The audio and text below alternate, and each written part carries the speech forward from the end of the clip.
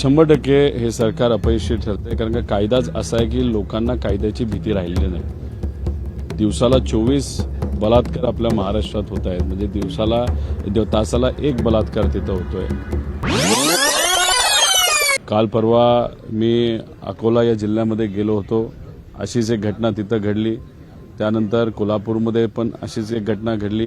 आणि सगळ्यात महत्त्वाचं की कायदा हा न्याय देणारा नसला, नाहीतर तिथं मुद्दामून विलंब हा लागतो। त्यामुळे अनेक मुलींवर अन्याय आणि परिवारावर अन्याय होताना आपण सर्वजण बघितलं। मी जालन्यामध्ये एका तालुक्यामध्ये गेलो होतो, तिथं 3 वर्ष झाल्या घटनेला।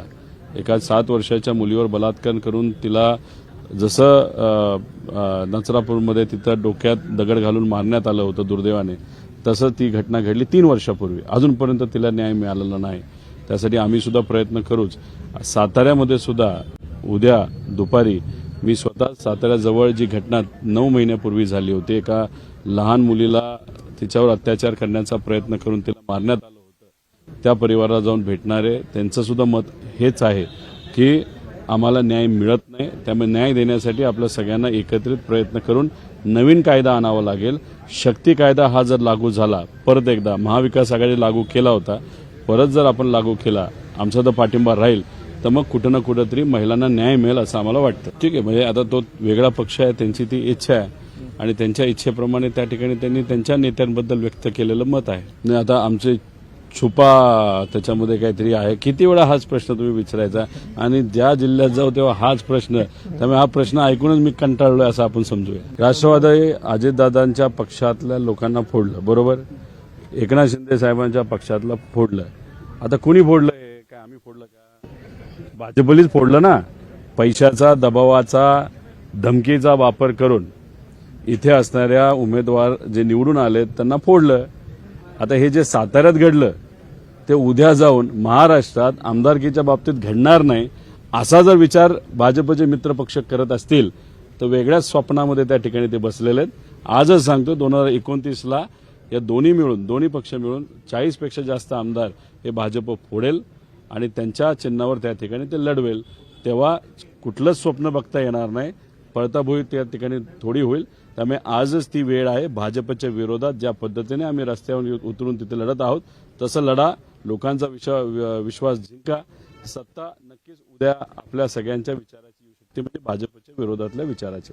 हे जास्त महत्वाचं आहे। जे लढतात त्यांना ताकद द्या, जे लढत नाहीत त्यांना वेगळं पद द्या, नाहीतर वेगळा निर्णय त्या ठिकाणी घ्या। वरिष्ठांनी तिथं निर्णय घेतला पाहिजे। शशिकांत शिंदे साहेब आणि पवार साहेब या बाबतीत निर्णय घेतील। आमचंही मत आहे, आम्ही कार्यकर्ते आहेत, आमचं भविष्य आहे।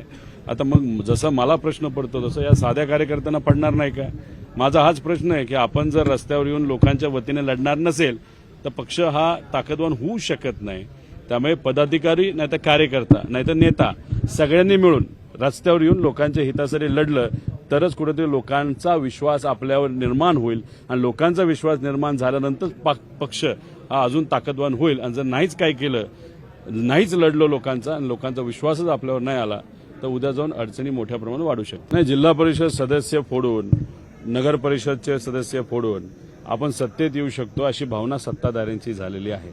त्यामुळे लोकांना काय अडचणी येतात, शेतकरी अडचणीत येतोय का नाही येत, आमचा मजूर येतोय का नाही येत, महिलांवर अत्याचार होत आहेत का नाही होत, लहान मुलींवर अत्याचार होत आहेत का नाही होत, ह्या सगळ्या गोष्टी आता या सरकारला काही पडलेलं नाही। या सरकारला काय पडलं तर फक्त राजकारण पडलंय। यांना फक्त राजकारण करायचंय, बाकी दुसरं काहीच करायचं नाही। आणि आम्ही प्रामाणिकपणे विषय मांडत जेव्हा असतो तेव्हा आमच्यावर टीका केली जाते। कोणतरी प्रवक्ता आहेत भाजपच्या, त्या कुठेतरी आज भरळल्या नाही तर बोलल्या की काही लोक, म्हणजे आता माझं नाव नाही घेतलं, शक्ती कायद्याची मागणी तिथं करतायत आणि आम्ही राजकारण करतोय। आता एखाद्या महिलेला, एखाद्या मुलीला न्याय द्यावा यासाठी आम्ही जर मुद्दा मांडत असेल आणि त्याला तुम्ही राजकारण म्हणत असाल तर हे हास्यास्पद आहे आणि दुर्दैवी गोष्ट आहे। आमचं मत एवढंच आहे की शक्ती कायद्याचा अभ्यास जर तुम्ही केला, जो नक्कीच तुम्ही जे काही आज प्रेस कॉन्फरन्स घेतली त्याच्यातून आम्हाला जाणवते तुम्ही अभ्यास कुठंच काही केला नाही।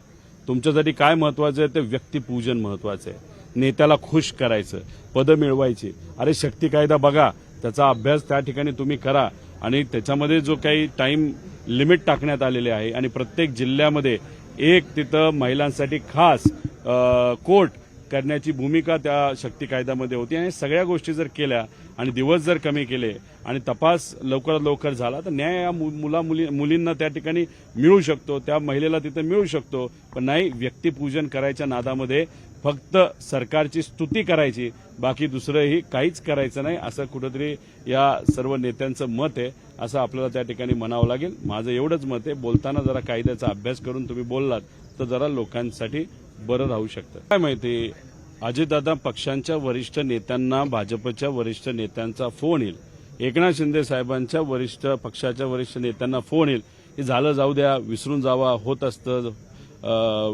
तर असं जर काय झालं तर काहीच तिथं कारवाई होणार नाही. काय पक्ष वेगळे असले तरी यांचा बोलता धनी नाहीतर या पक्षाचे मालक हे भाजपच आहेत. भाजपच या दोन्ही पक्षाला चालवते. भाजप स्वतःला चालवते आणि अजितदादांच्या आणि एकनाथ शिंदे साहेबांच्या पक्षाला चालवते. आता वेगळं काय आपल्याला बघायचंय? जर धाडस खरंच झालं असतं ना, आज ज्या काही परिस्थिती चालल्या, आपला एखादा कार्यकर्ता पदाधिकारी निवडून येतो आणि त्याला सहजपणे भाजप फोडत असेल आणि बोलायला साधा एक शब्द जर तुमच्या तोंडातून निघत नसेल तर किती तुम्ही स्वतःचा पक्ष दावणीला लावलाय भाजपचे हे सिद्ध होतं. मग लढाईची भूमिकाच तुमची नसेल तर मांडीला मांडी लावून फक्त 29 पर्यंत बसा, नाही तर इलेक्शन आधी झालं तर तोपर्यंत बसा, नंतर मात्र पक्ष राहतील का नाही असं सुद्धा प्रश्न निर्माण होऊ शकतं. लढाईची कुठंतरी भूमिका जर ठेवली तरच पक्ष टिकू शकतो, असं माझं मत आहे.